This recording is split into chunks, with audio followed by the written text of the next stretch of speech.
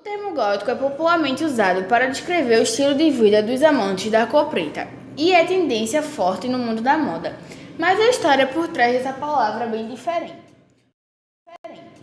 O nome gótico, possivelmente cunhado por Giorgio Vasari, um dos expoentes do Renascimento, que considerava como um estilo artístico monstruoso e bárbaro.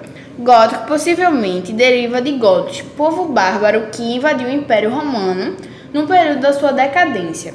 Essa perspectiva pejorativa da arte gótica somente seria superada no século XVIII, quando uma nova forma de olhar a arte gótica passou a ser desenvolvida na Inglaterra. O conceito é derivado da arquitetura e é, sem dúvidas, um dos maiores impressionantes que temos até hoje em dia. Rica em detalhes, é marcada por grandes construções. A arquitetura gótica é parte da história da Europa e alguns dos seus aspectos podem ser utilizados nos projetos atuais de decoração. Mas afinal, o que é gótico? A arquitetura gótica é tida como um marco na história do continente europeu e das artes em geral, uma vez que rompeu com o modelo de construção vigente e se tornou uma vertente inovadora. O estilo surgiu em meados do século XII, no norte, de onde se localiza a França, e foi o padrão das construções do século XV.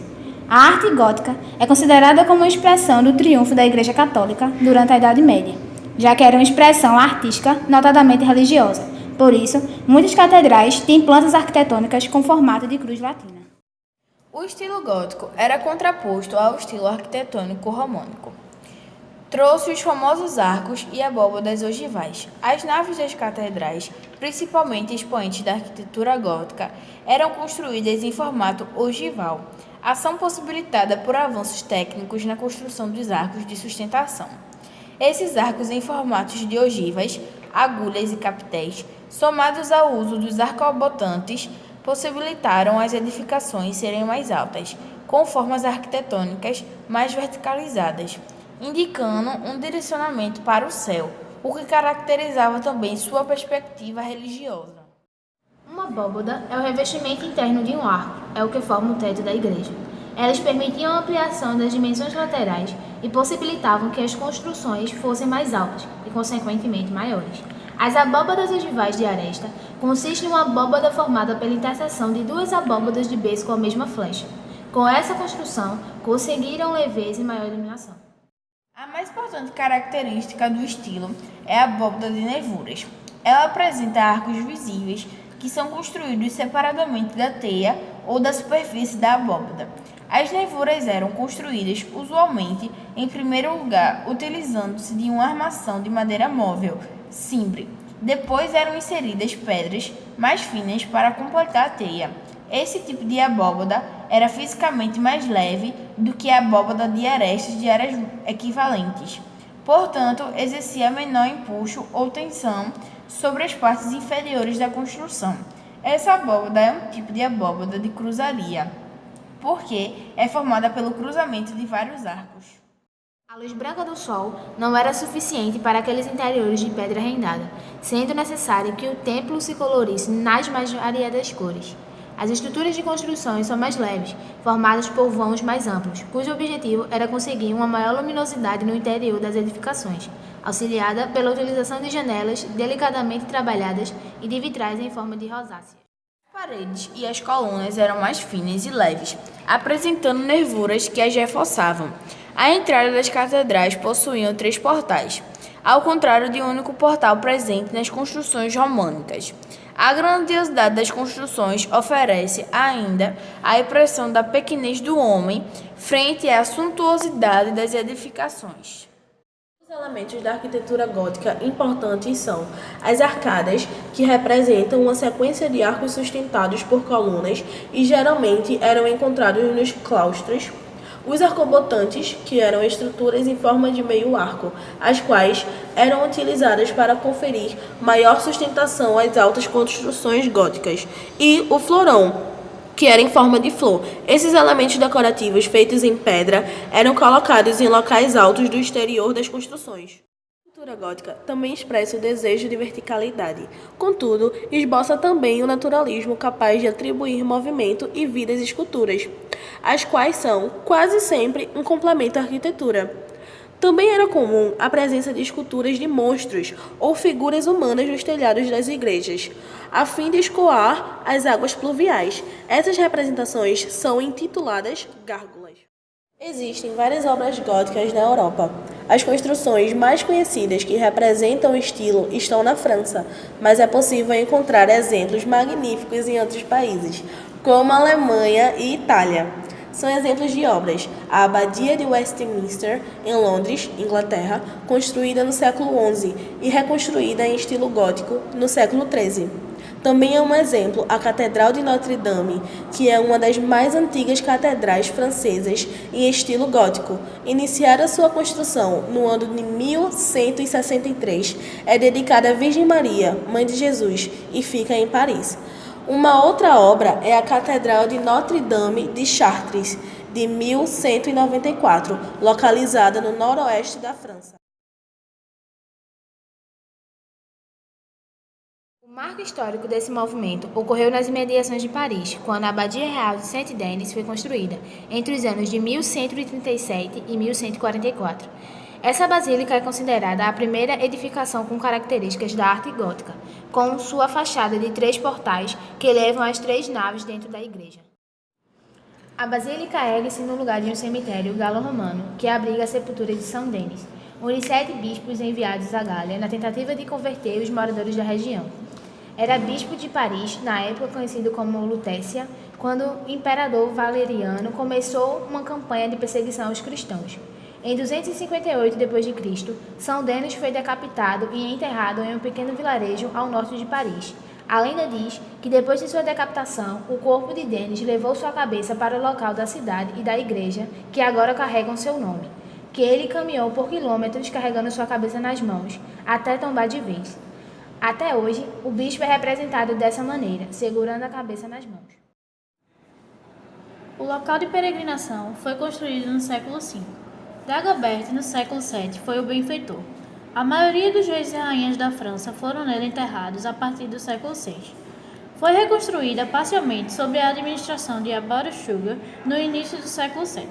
Essas adições, utilizando uma variedade de técnicas estruturais e estilísticas desenvolvidas na construção de igrejas românicas nos séculos precedentes, colocariam a arquitetura medieval em um novo curso que carregaria pelo resto da época. O primeiro elemento da Saint-Denis a ser reconstruído foi a fachada oeste, em 1135. Ela era vista como a parte menos sagrada da antiga basílica. Como era costume para as igrejas francesas, um par de torres flanqueavam o portal central abaixo. Embora ambas fossem planejadas sobre a Abadia de Suger, somente a Torre do Sul foi concluída em sua vida. Sua contraparte mais alta, do norte, completada por um de seus sucessores, não foi tão bem na história. Foi reconstruída 2 vezes, devido a relâmpagos, em 1219 e 1835. O último desses esforços, liderado pelo arquiteto François Debret, foi tratado tão incompetentemente que a torre teve que ser completamente demolida em 1846. Essa desconstrução deixou Saint-Denis como é hoje, com uma única torre no sul, como era durante a época do próprio Suger. Quando a nova fachada ocidental foi finalizada em junho de 1140, a atenção voltou-se para o outro extremo da igreja. A fachada, apesar de suas atualizações, era essencialmente românica e não introduziu nenhuma inovação estilística particular. Foi no coro e no chevet que a igreja abadia começaria a moldar um novo estilo arquitetônico. Esta inovação resultou no fascínio de Suger com a luz, como referência à Nova Jerusalém, que é vividamente descrita como aparentar ser construída de joias brilhantes e douradas claras como vidro. Foi esta imagem arquitetônica de brilho que Suger se esforçou para expressar em sua abadia, uma façanha que ele determinou realizar através do uso de vitrais. É importante notar que as inovações estruturais empregadas no chevet, o arco pontiagudo, o arco botante e a abóbada nervurada não foram originalmente inventadas por Saint-Denis. Essas técnicas que ofereciam maior integridade estrutural e adaptabilidade haviam sido disponibilizadas aos arquitetos românicos, que sutilmente empregavam uma ou outra em vários edifícios muito antes do Suger. O significado de Saint-Denis, então, não foi de que seus mestres construtores tinham sido pioneiros nessa forma de construção, Foi simplesmente a primeira vez que eles foram usados em conjunto, com a intenção de criar um efeito marcadamente diferente do que prevaleceu nas abadias românicas contemporâneas. Ao combinar esses tópicos pré-existentes em uma lógica arquitetônica unificada, Sugar e seus arquitetos construíram o primeiro exemplo que acabaria se tornando conhecido como estilo gótico francês de construção.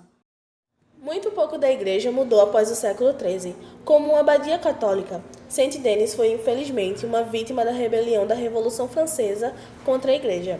Sua cobertura de chumbo foi demolida, seus túmulos reais profanados e seu santuário inovador utilizado como armazenamento de grãos. A salvação da abadia anterior veio pelas mãos de Napoleão Bonaparte, que ordenou a restauração da igreja à sua glória anterior para o serviço como seu mausoléu da família. Eugênio Manuel fez tudo o que podia pela reconstrução da igreja.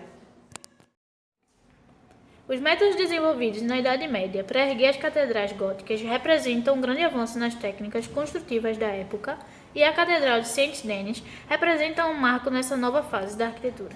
A importância desse novo estilo é tamanha que, em meados do século XVIII, ele é retomado na Inglaterra como neogótico, contrapondo o estilo neoclássico da época, e gera influências em todo o mundo. No Brasil, a catedral mais conhecida e influenciada pelo estilo gótico é a Catedral da Sé, em São Paulo.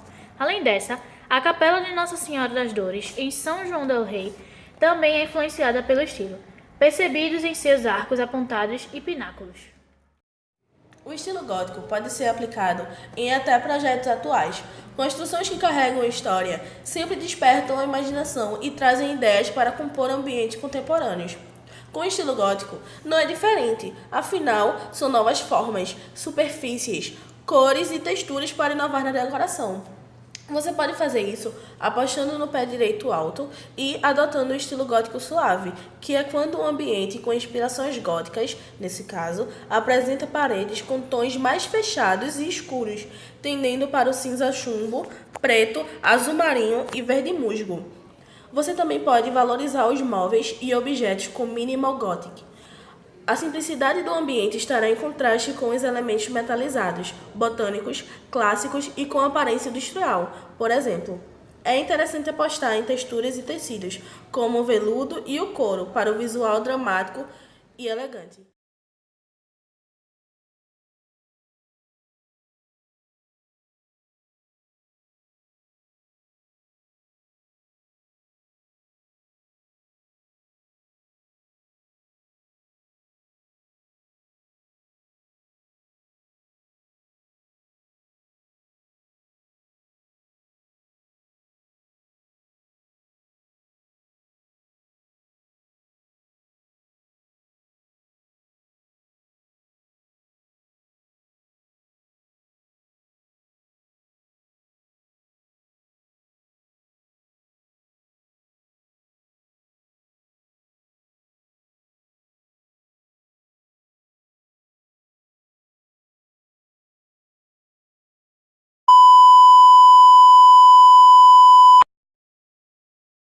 Seus túmulos reais foram profanados e seu santuário inovador utilizado como armazenamento de grãos. A salvação da abadia... Falei errado, eu falei abadia. Abadia de Carvalho. Eu só